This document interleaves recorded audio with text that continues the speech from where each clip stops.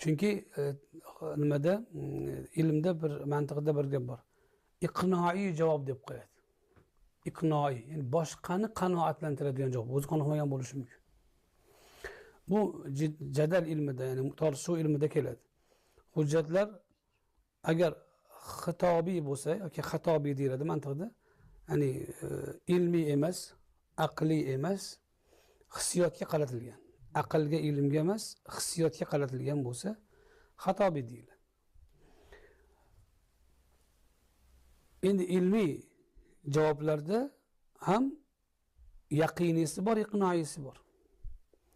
Yaqiniysi aniq gapirayotgan odam o'zi 100% ishongan, qarshi tomon ham unga rad bera olmaydi. Uni rad qila olmaydi. Ammo iqnoiysi qarshi turgan odamni tortishuvda uni qanoatlantirsa bu. Iqnoiy bu.